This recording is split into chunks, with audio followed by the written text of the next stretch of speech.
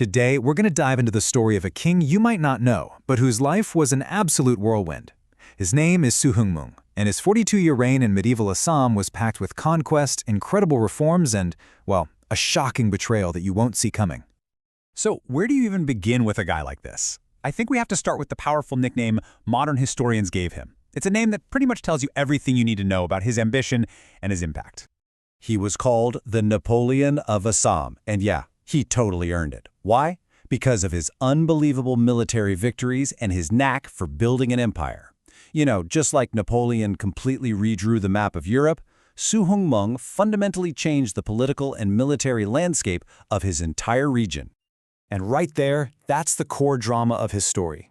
His life is really a tale of two extremes, you know? You've got this incredible, meteoric rise to absolute power, followed by a violent, shocking end that came from inside his own family. So how did it all happen? Let's get into it. First things first, Suhungmung didn't just inherit a kingdom and call it a day. No way. He forged an empire. And his rise was really built on a 1-2 punch of strategic expansion and some seriously brilliant administration. Just to give you some perspective, he was on the throne for 42 years. Now, the Ahom Dynasty itself lasted for 600 years, but his time as king really stands out as this period of just unprecedented change and growth for the kingdom. And what's so cool here is you can see his method. It's so systematic. He starts by locking down his borders in 1504, dealing with tribal groups. Then, and this is wild for the time, in 1510, he does the state's first ever census to figure out his manpower. Only after he's done all that does he launch the big campaigns to annex whole kingdoms, first the Chutia, then the Kachari.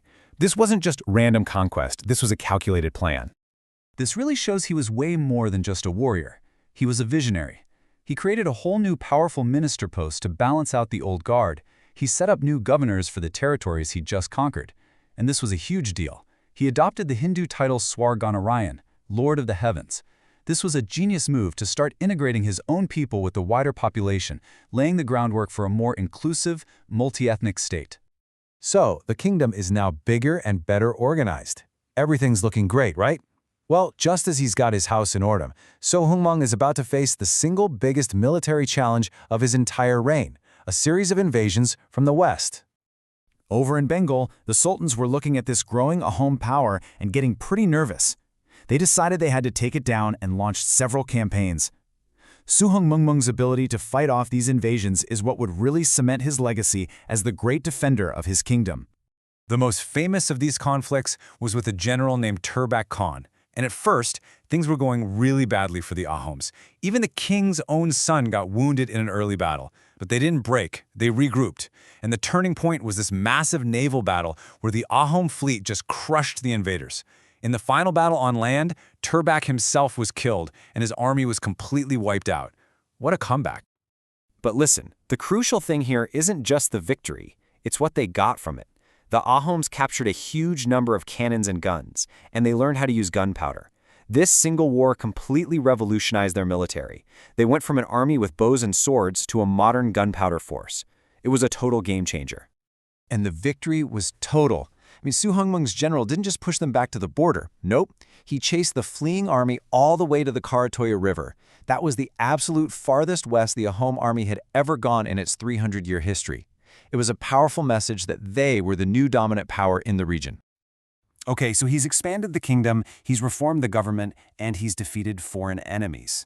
Suhungmung is at the absolute peak of his power. And that is exactly when his reign came to a shocking and tragic end.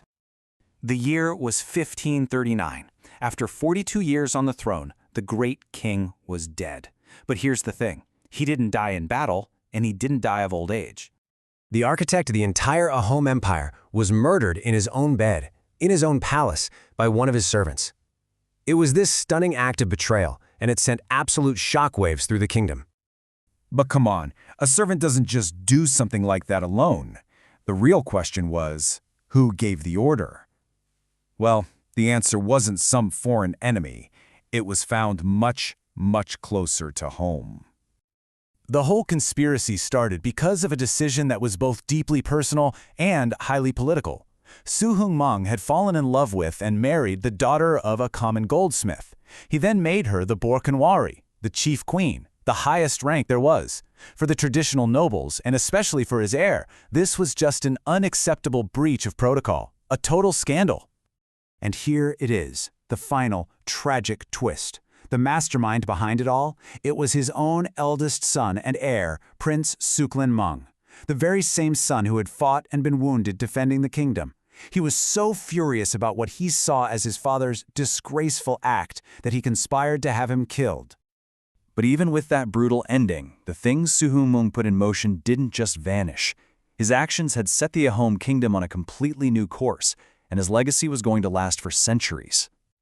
I mean, his impact was immense. Get this.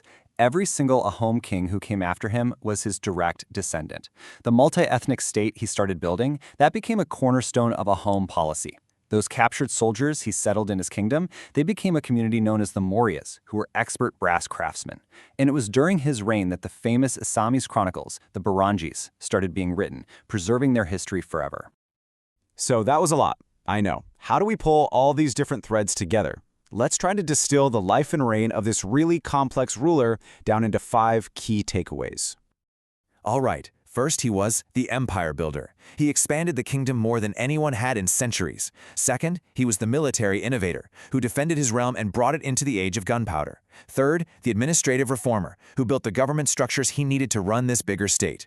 Fourth, the cultural shifter, who started to bridge the gap between the Ahom rulers and their subjects. And finally, he remains the tragic figure, a visionary leader brought down by conflict within his own family. And that leaves us with one final question to think about. Was Suhungmung just a victim of his son's ambition and a rigid, old-fashioned court?